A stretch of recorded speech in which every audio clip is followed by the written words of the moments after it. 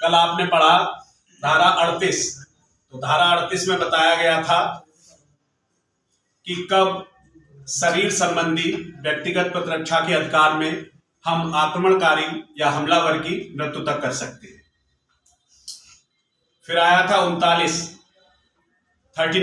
जिसमें यह बताया गया था कब शरीर संबंधी व्यक्तिगत प्रतिरक्षा के अधिकार में हम हमलावर या आक्रमणकारी की मृत्यु से भिन्न यानी कि मृत्यु के अलावा चोट पहुंचा सकते हैं।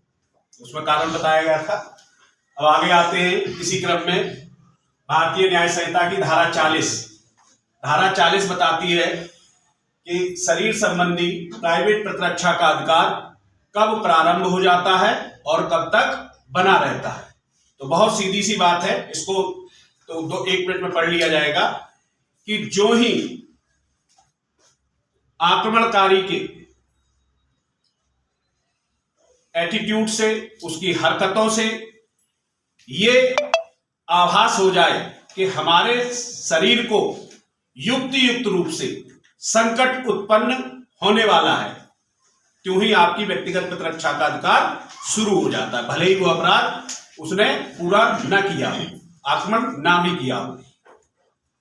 और कब तक बना रहता है? जब तक ऐसा खतरा या संकट हमारे शरीर को बना रहता है तब तक ये अधिकार व्यक्तिगत प्रतिरक्षा का बना रहता है, और जो ही ऐसा खतरा समाप्त होता है त्यों ही व्यक्तिगत प्रतिरक्षा का अधिकार समाप्त हो जाता है। आइए देखते हैं क्रम वाइज। धारा 40 शरीर की प्राइवेट प्रतिरक्षा के अधिकार का प्रारंभ होना और बना रहना।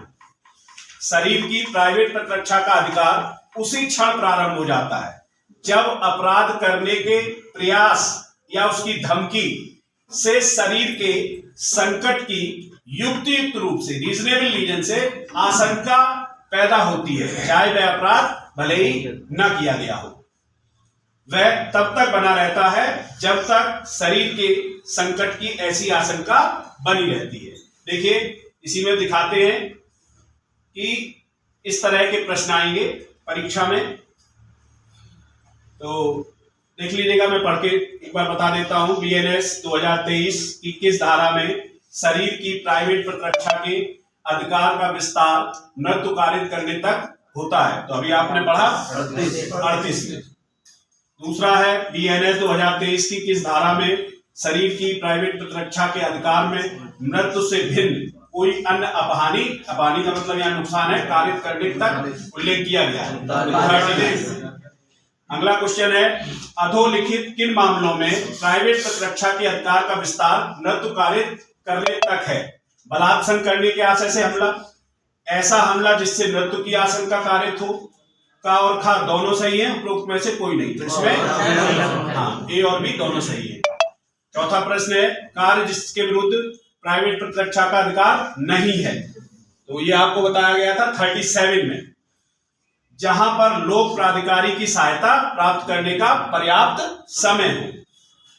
अगला है, लोक सेवक द्वारा अपने पद के आभास में सद्भावना पूर्वक किया गया कार्य जिससे मृत्यु या गंभीर चोट की आशंका ना हो। तो इसमें तीसरा है, उक्त का और खा दोनों सही है, यही आंसर है। इतनी बात समझ में आई? ओके।